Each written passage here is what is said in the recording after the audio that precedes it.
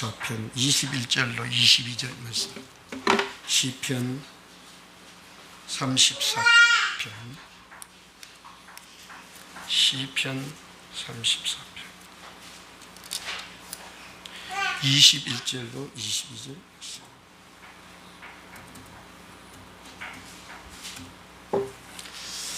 찾으신 줄 알고 제가 봉독하겠습니다. 시편 34편 21절로 22절. 악이 악인을 죽일 것이라. 의인을 미워하는 자는 벌을 받으리로다. 여호와께서 그의 종들의 영혼을 속량하시노니 그에게 피하는 자는 다 벌을 받지 아니하리로다. 아멘.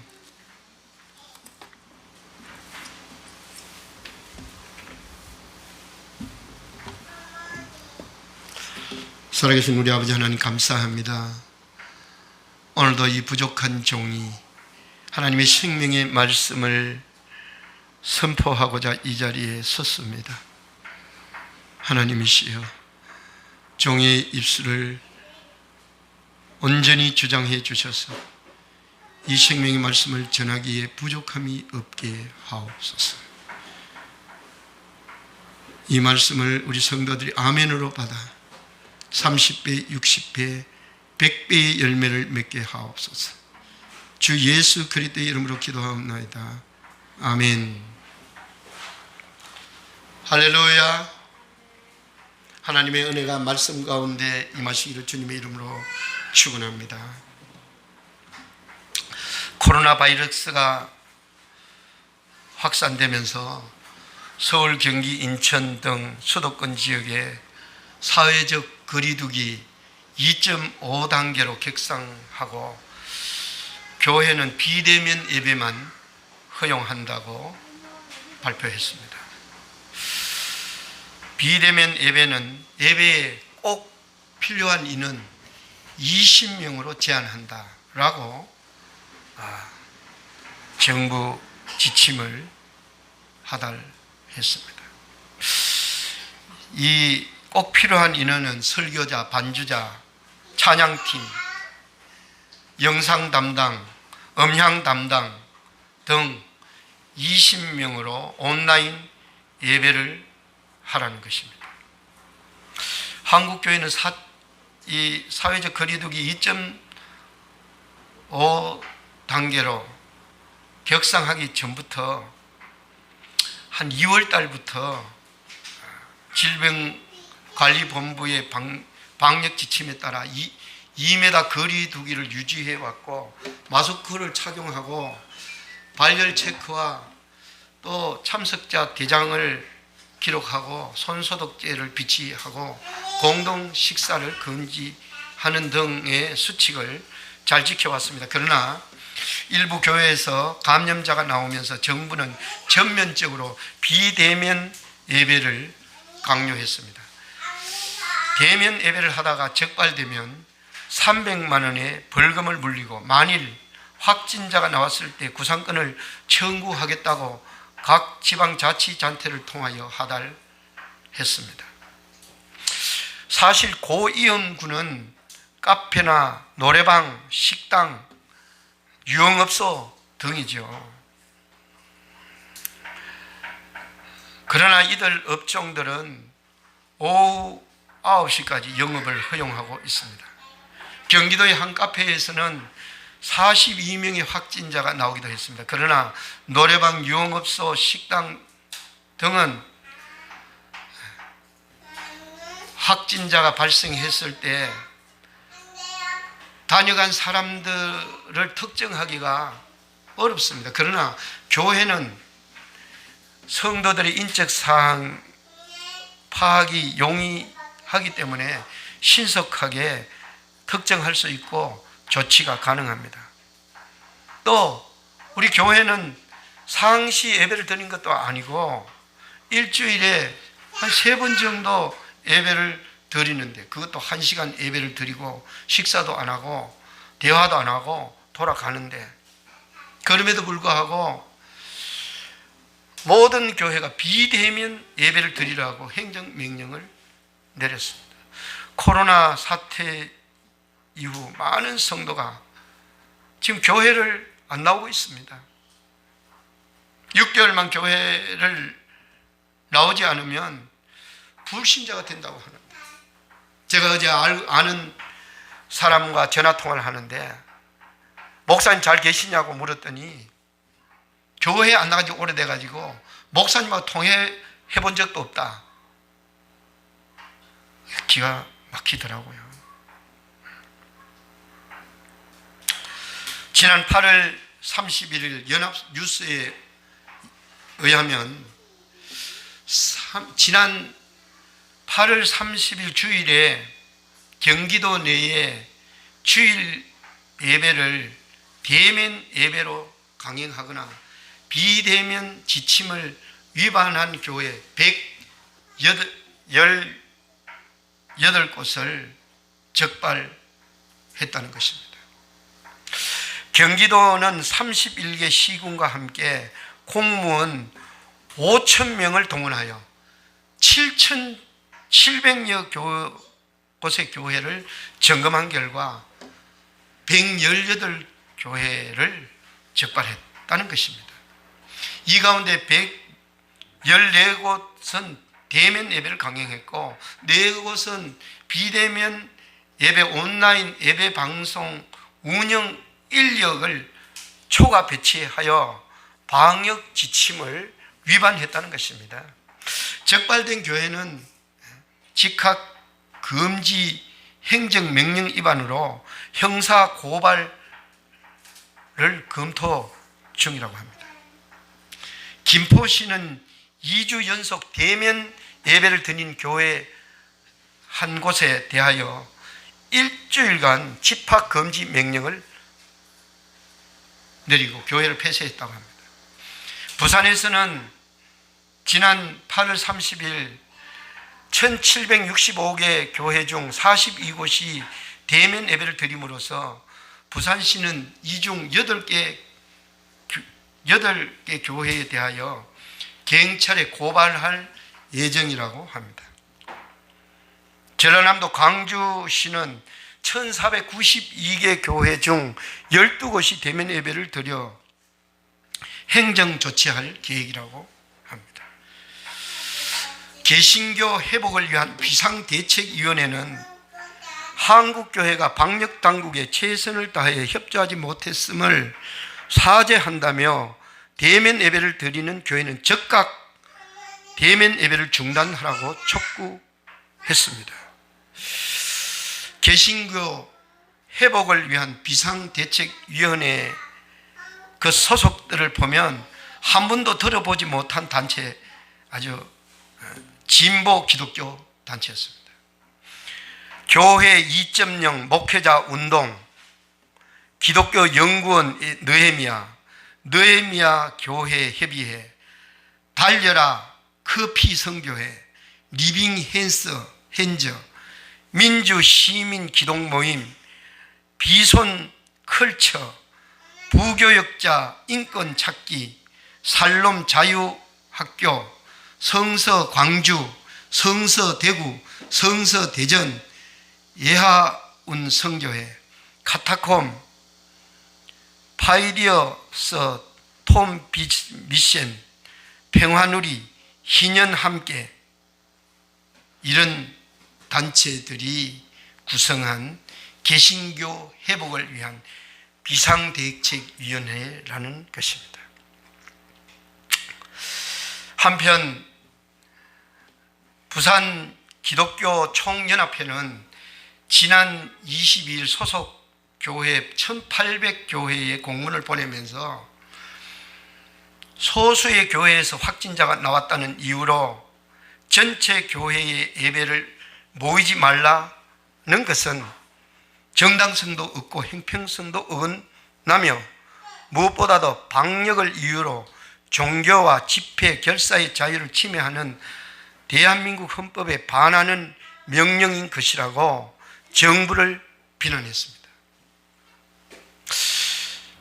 여러분, 오늘 우리 교회는 세상으로부터 미움을 받고 있습니다. 그 이유는 교회가 코로나 바이러스의 온상이 되었는데도 정부의 집합 금지 명령을 어기고 대면 예배를 강행한다는 것입니다.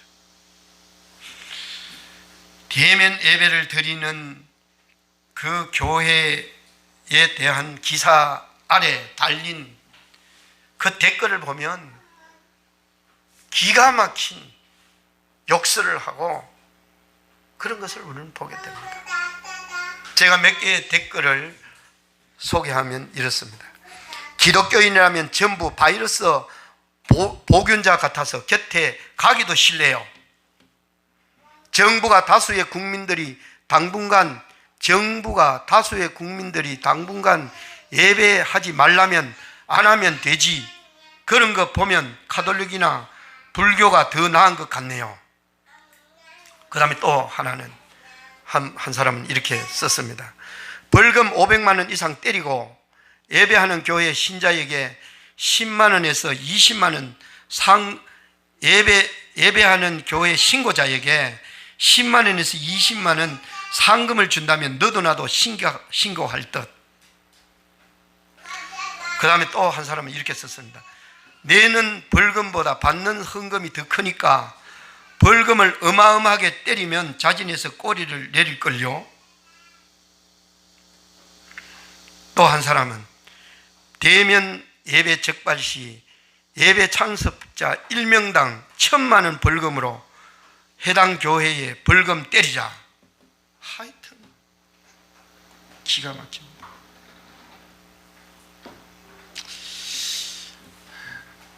어제 뉴스에 이런 뉴스가 나왔습니다. 대전에 서울에 하여튼 여러 지방에 있는 사람들이 소그룹 모임을 어느 카페에서 하는 것을 보고 신고를 했다. 그래서 그들을 지금 찾고 있다. 이야, 이거 지금 북한인지 지금 도대체 지금 분간을 할 수가 없어요. 아니, 카페에서 몇 명 모여가지고 회의도 할 수 있는 거고 얘기도 할 수 있는 것이지, 자기들은 모여도 괜찮고 자기들은 모여서 수다 떨어도 괜찮고 교회는 모이면 신고를 한다. 이 종교의 자유가 없는 자유민주주의 국가가 아닙니까? 이 진짜 기가 막힌 일이 이 땅에 벌어지고 있습니다. 교회가 세상으로부터 미움을 받는 것은 두 가지입니다.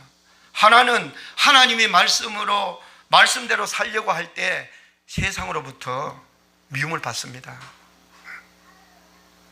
마가복음 13장 13절 너희가 내 이름으로 말미암아 모든 사람에게 미움을 받. 예수님의 이름 때문에 예수님의 말씀대로 살려고 할 때 모든 사람에게 미움을 받을 것이다. 예수님의 말씀대로 우리가 은혜를 받고 하나님 말씀대로 거룩하게 살려고 하면 사람들로부터 미움을 받습니다. 여러분, 우리가 비대면 예배 거부하고 하나님 말씀대로 예배자의 자리에 나오면 사람들로부터 미움을 받습니다. 예배 드리는 교회가 지금 미움을 받습니다. 성도가 대충 교회 그냥 성경책만 들고 왔다 갔다 하면 미움을 전혀 안 받아요.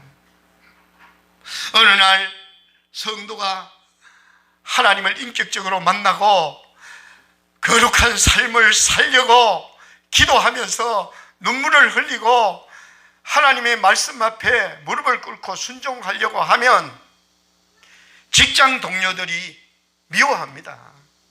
왜? 저들과 함께 술 안 먹고 저들과 함께 유흥업소를 안 가려고 하니까, 주일을 성수하려고 주일날 자기들과 함께 노는 것을 거부하니까 왕따를 시키고 미워하는 겁니다. 진짜 믿음이 들어와서 조상 제사는 우상 숭배다는 것을 알고 제사를 거부하면 믿지 않는 형제들로부터 미움을 받습니다. 그러나 대충 교회 왔다 갔다 하면서 세상 사람들과 별로 다름이 없이 살면 미움을 받을 이유가 없어요. 여러분, 저와 여러분은 하나님의 말씀대로 살려고 하다가 미움받으시기를 축원합니다.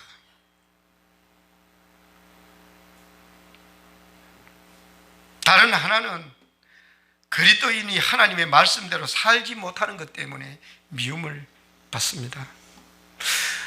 너희는 세상의 빛이라, 너희는 세상의 소금이라 말씀하셨는데 우리가 소금의 맛을 잃은 지가 오래됐습니다.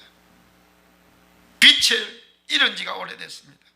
그래서 우리는 오늘 세상으로부터 미움을 받고 있습니다. 지금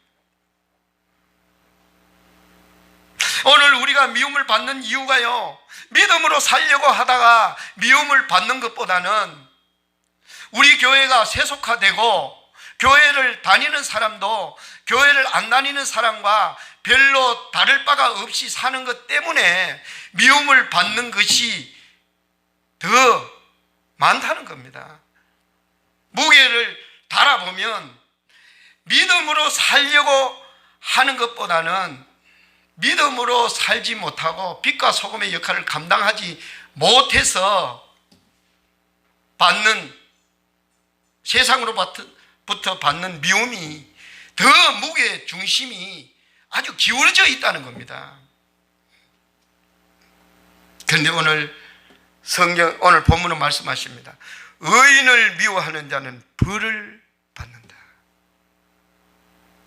오늘 본문 21절 보면 악인을 죽일 것이라. 의인을 미워하는 자는 벌을 받으리라. 의인을 미워하는 자는 벌을 받는데요. 여호와께서 그의 종들의 영혼을 속량하시나 그에게 피하는 자는 다 벌을 받지 않는다. 의인들은, 그의 종들은 그분 예수 그리스도의 피로 우리를 속량하시고 그에게 피하는 사람들은 결코 벌을 받지 않는다 라고 말씀하십니다. 우리말 성경 시편, 우리 오늘 본문 읽은 34편 21절에서 22절은 이렇게 번역했습니다. 악은 악인을 죽일 것이며 의인을 미워하는 사람들은 버림을 받을 것입니다. 버림을 받을 것입니다. 누구에게? 하나님께 버림을 받을 것이다. 의인을 미워하는 사람은 하나님께 버림을 받는다. 이게 무슨 이야기입니까? 영원한 지옥에 버림을 받는다는 겁니다. 이게 이보다 더 무서운 말씀은 없습니다.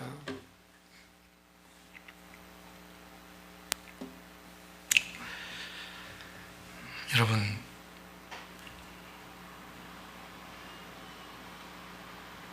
의인을 미워하는 사람, 결국 하나님의 버림을 받고 저주를 받는다는 겁니다. 의인이 누구입니까? 이 땅의 성경은 뭐라고 말합니까? 의인은 없나니 하나도 없다. 그런데 의인이 있는데 그 의인은 예수 그리스도를 믿고 하나님께서 의인으로 인정한 사람, 그리스도인을 말합니다. 믿지 않는 사람들이 우리를 음해하고 욕하고 미워하면 그들이 저주를 받는다, 벌을 받는다, 하나님께 버림을 받는다. 무서운 거 아닙니까? 왜 우리가 의인입니까? 갈라디아서 2장 16절, 사람이 의롭게 되는 것은 율법의 행위로 말미암음이 아니요 오직 예수 그리스도를 믿음으로 말미암은 줄 알므로 우리도 그리스도 예수님을 믿나니 이는 우리가 율법의 행위로서가 아니고 그리스도를 믿음으로 의롭다 함을 얻으려 함이라. 그리스도를 믿음으로 우리는 의롭게 됐습니다. 이걸 신학적인 용어로 이신칭입니다. 이신칭은 뭡니까? 믿음으로 의롭다, 칭했다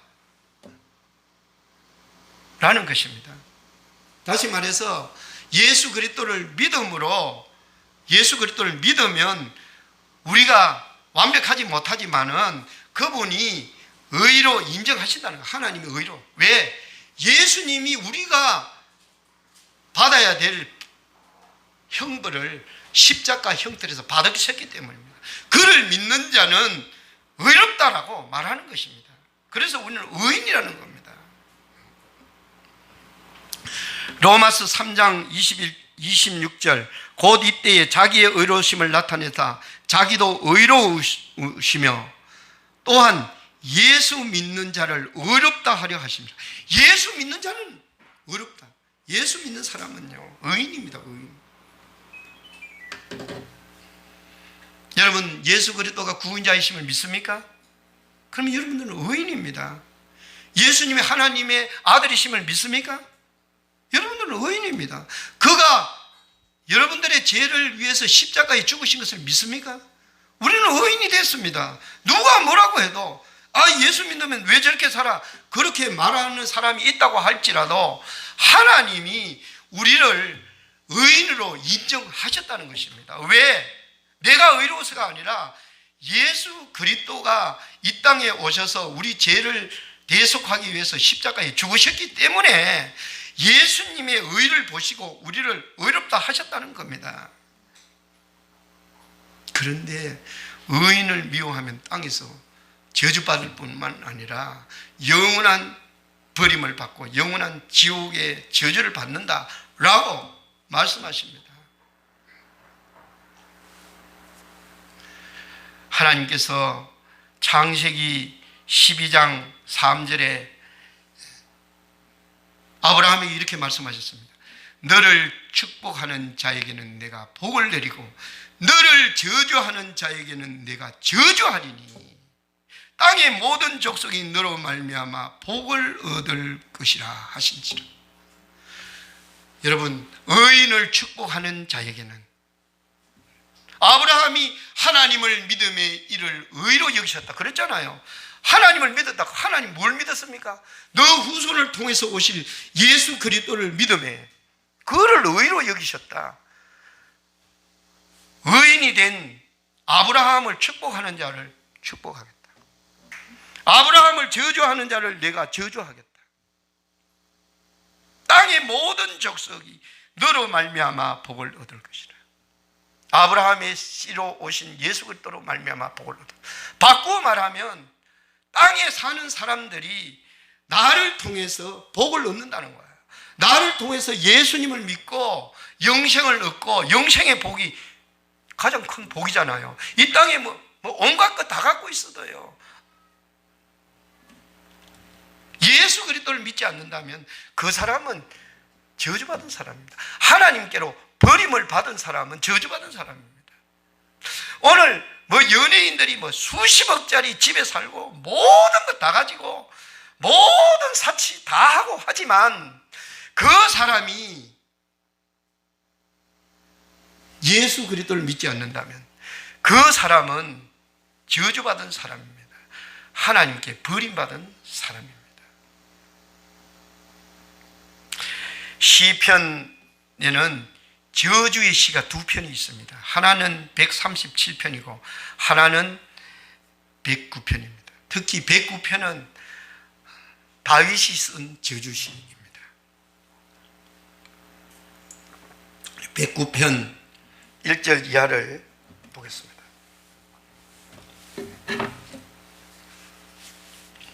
자, 제가 한번 읽어보겠습니다. 여러분 들어보세요. 다윗이 자기를 미워하는 자들을 향해서 저주의 기도를 올렸습니다. 다윗도 아브라함의 후손입니다. 다윗은 의인이었습니다. 너를 축복하는 자를 축복하고 너를 저주하는 자를 내가 저주하겠다. 자, 보겠습니다. 다윗의 시, 인도자를 따라 부르는 노래. 내가 찬양하는 하나님이여 잠잠하지 마소서. 그들이 악한 입과 거짓된 입을 열어 나를 치며 속이는 혀로 내게 말하며 또 미워하는 말로 나를 부르고 까닭없이 나를 공격하였으니 나는 사랑하나 그들은 도리어 나를 대적하니 나는 기도할 뿐이라. 그들이 악으로 선을 갚으며 미워함으로 나의 사랑을 갚사오니 악인이 그를 다스리게 하시며 사탄이 그의 오른손에 서게 하소서. 그가 심판을 받을 때에 죄인이 되어 나오게 하시며 그의 기도가 죄로 변하게 하시며 그의 연수를 짧게 하시며 그의 직분을 타인이 빼앗게 하시며 그의 자녀는 고아가 되고 그의 아내는 가부가 되며 그의 시녀들은 유리하며 구걸하고 그들의 황폐한 집을 떠나 빌어먹게 하소서. 고리대금하는 자가 그의 소유를 다 빼앗게 하시며 그가 수고한 것을 낯선 사람이 탈취하게 하시며 그에게 인애를 베풀 자가 없게 하시며 그의 고아에게 은혜를 베풀 자도 없게 하시며 그의 자손이 끊어지게 하시며 후대에 그들의 이름이 지워지게 하소서. 여호와는 그의 조상들의 죄악을 기억하시며 그의 어머니의 죄를 지워버리지 마시고 그 죄악을 항상 여호와 앞에 있게 하사 그들의 기억을 땅에서 끊으소서. 아주 저주를 했습니다. 다윗이 얼마나 고통을 받았으면, 악인으로부터 얼마나 고통을 받았으면 이런 저주의 기도를 올렸겠습니까? 다윗은 하나님이 인정하는 성군이었습니다. 그러나 그는 악인으로부터 엄청난 공격을 받았고 그가 고통 가운데서 그가 너무 억울해서 저주의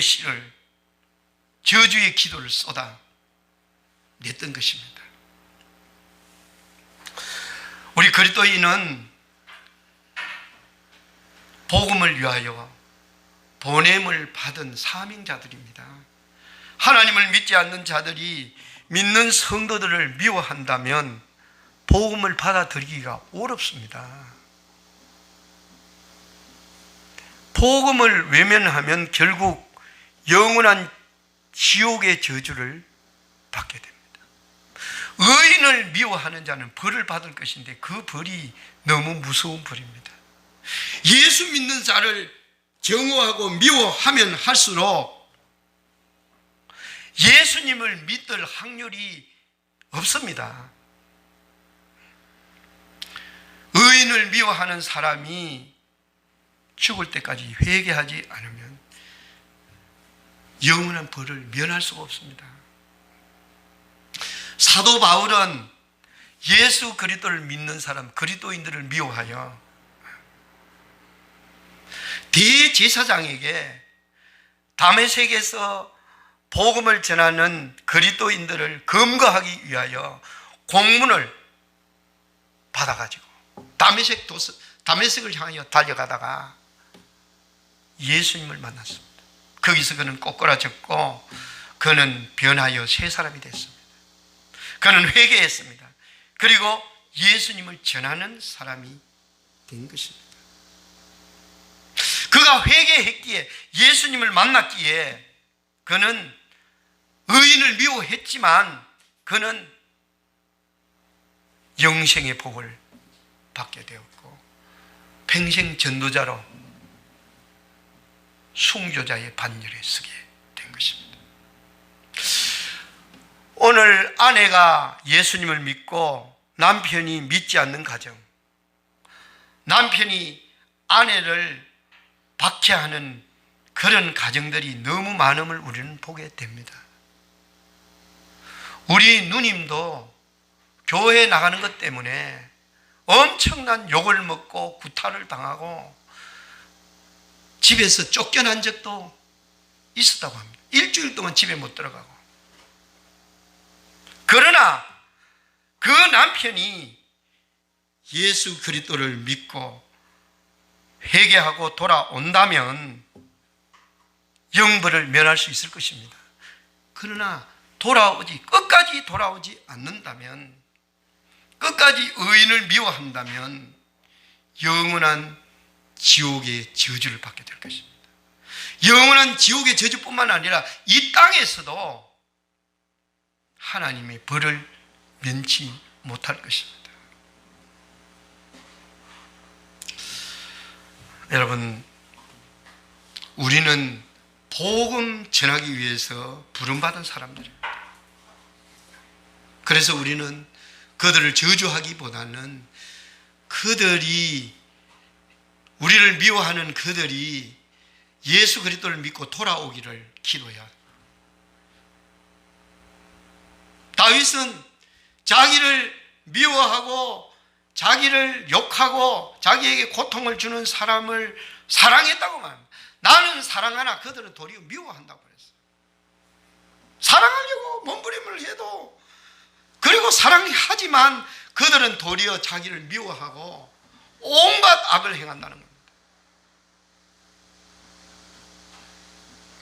여러분, 우리 안에는 의가 없습니다. 우리를 미워하고 우리를 욕하고 하는 불신자들을 사랑하는 마음을 주십시오. 하나님의 사랑을 나에게 부어주십시오. 그들을 사랑하게 해주십시오. 그들에게 복음을 전하게 해주십시오. 우리는 기도해야 합니다. 왜? 예수님이 그렇게 말씀하셨습니다. 그렇게 하라고. 마태복음 5장 43절에서 46절. 또 내 이웃을 사랑하고 내 원수를 미워하라 하였다는 것을 너희가 들었으나 나는 너희에게 이르노니 너희 원수를 사랑하며 너희를 박해하는 자를 위하여 기도하라. 이같이 한즉 하늘에 계신 너희 아버지의 아들이 되리니 이는 하나님이 그 해를 악인과 선인에게 비추시며 비를 의로운 자와 불의한 자에게 내려주심이니라. 너희가 너희를 사랑하는 자를 사랑하면 무슨 상이 있으리요? 세리도 이같이 아니하느냐. 여러분, 원수까지도 사랑할 마음을 주십시오. 우리는 기도해야 합니다. 대면 예배를 드리는 교회는 비대면 예배를 드리는 교회를 비난해서는 안 됩니다. 또 비대면 예배를 드리는 교회도 대면 예배를 고수하는 교회를 비난해서는 안 됩니다. 우리 모두는 그리스도 안에서 하나입니다. 서로 기도해주고 격려해주고 이런 상황을 잘 이겨내기를 서로 격려해야 할 것입니다. 우리는 지금 세상으로부터 미움을 받고 있습니다. 우리가 받는 미움은 세상에서 빛과 소음의 역할을 감당하지 못한 측면이 없지 않습니다. 정부의 조치에 대하여 우리가 분노하기보다는 우리가 하나님 앞에 바로 살지 못한 것에 대하여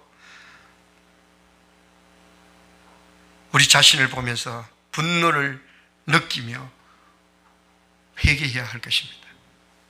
그래야 세상이 우리를 미워하는 미움이 사랑으로 바뀌도록 해야 합니다.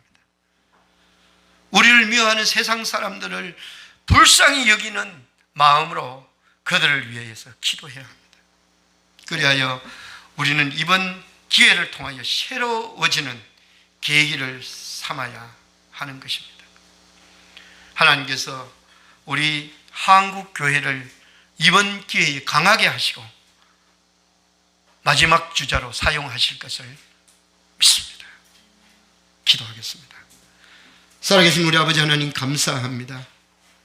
의인을 미워하는 자는 벌을 받으리라. 의인을 미워하는 자는 버림을 받으리라 말씀하십니다. 오늘 우리가 하나님 말씀 앞에 순종하여 살지 못함으로 세상으로부터 미움을 받습니다. 사람들로부터 미움을 받습니다. 저들이 하나님의 벌을 받는 것은 우리의 책임이 막중하다는 것을 우리에게 가르쳐 주시니 감사합니다. 드립니다. 하나님 아버지, 이제 우리를 미워하는 자들을 미워하는 것이 아니라 저들을 사랑하기를 기도하게 하옵소서.